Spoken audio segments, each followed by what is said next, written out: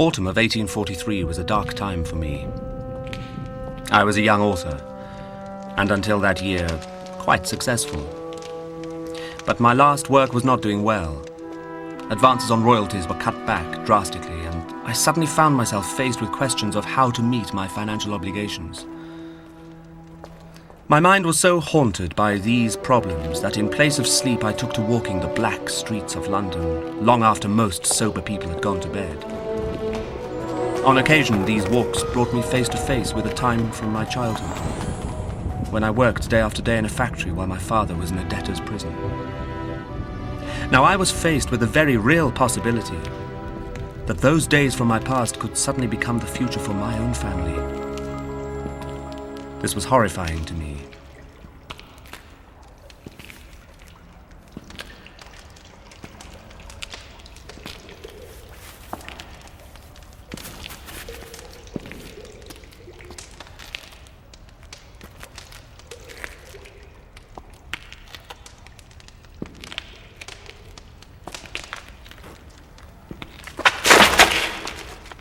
Get away from here! What are you doing around here? I don't know. We're not doing anybody any harm. Do you live in this street? Just leave us alone. Certainly I will. I was sure I saw two children run from the street down this alley. They were alone. You must have seen them.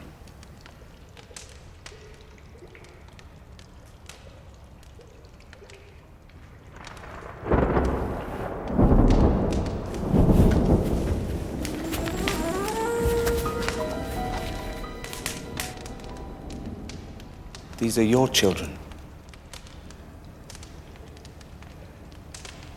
What covers them? They work in a bakery. It's how we eat. Not that you'd understand. Now please, just go away.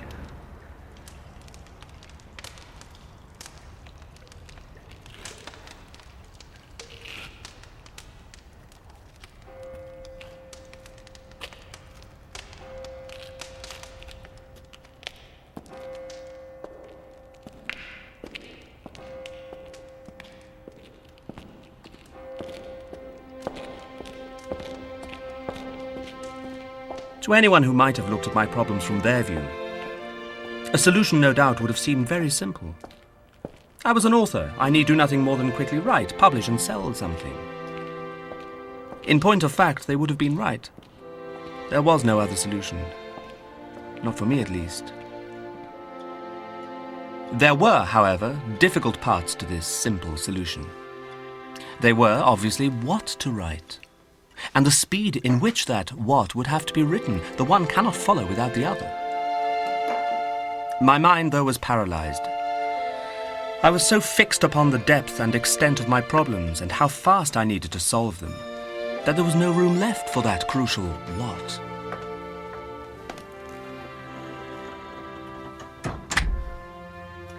He's still not moved, Mum.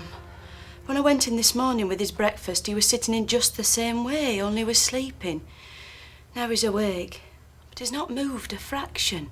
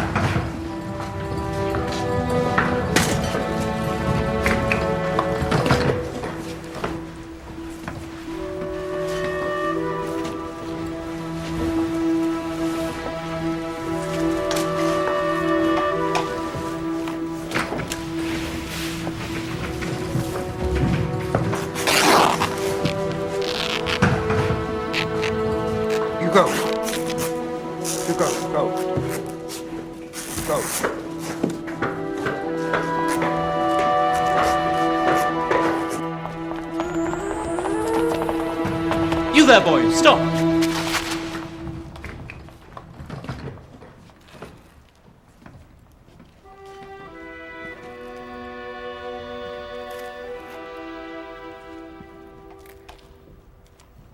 Do you know me, sir?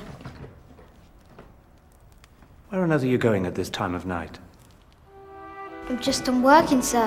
I'm going home. Your father has no job of his own, then, I take it? Oh, yes, sir. He has a job. My mum, too. It's just not enough, that's all. Can I go now, sir? Yes. But tell me one thing first. Who'd you work for? For people like you, sir.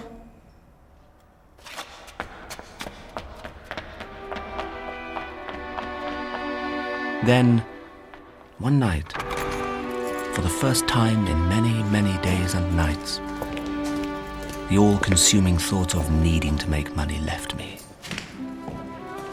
In place of these thoughts was put a very deep reflection. A reflection where images from the past were mingled with those from the present. Slowly, a part of myself, long buried, began to emerge from the streets I'd been walking. I felt as if I were a young boy again, working away in a factory, longing for a different life.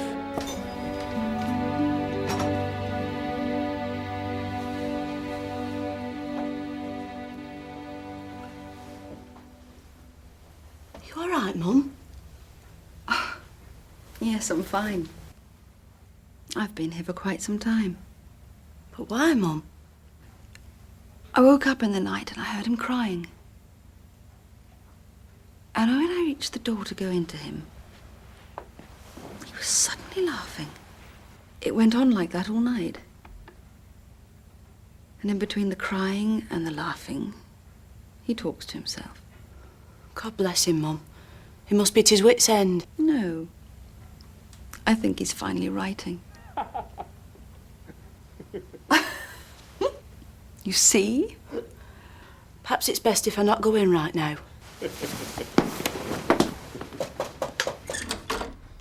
Ah, Rebecca, how very glad I am to see you this morning. I'm famished. Set it here and I'll attack it immediately.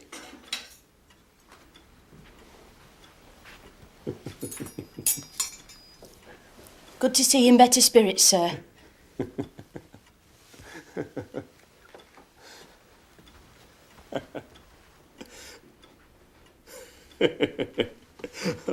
Oh, that's very good. That's very good indeed, even though I do say so myself. Very good. I spent many more nights in the streets, but not as a man haunted by financial doom. These nights were filled with adventure, with great bursts of imagination. They were filled with the discovery of unforgettable characters and their amazing experiences. These nights brought about in my mind the creation of the entire story. When I finally put myself to writing, I was completely consumed.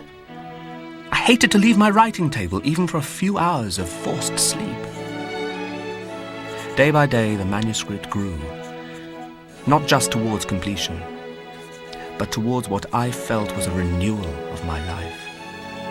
The story had become a reflection of what I hoped and envisioned my own life could be.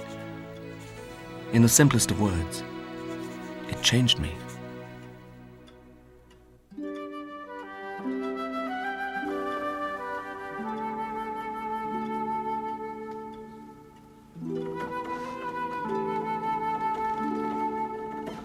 Gradually, the thoughts of money, debts, and financial obligations began to recede in importance. They became much more centered on how the book could be published and sold, so that even those of very modest means could afford it. I was determined that this little story, and the change it brought in my life, be shared with everyone.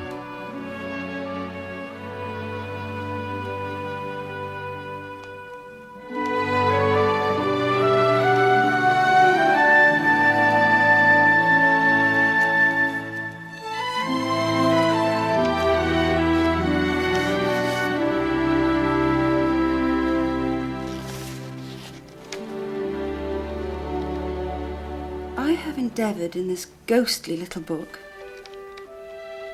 to raise the ghost of an idea which shall not put my readers out of humour with themselves, with each other, with the season, or with me. Mayn't haunt their houses pleasantly, their faithful friend and servant, C.D.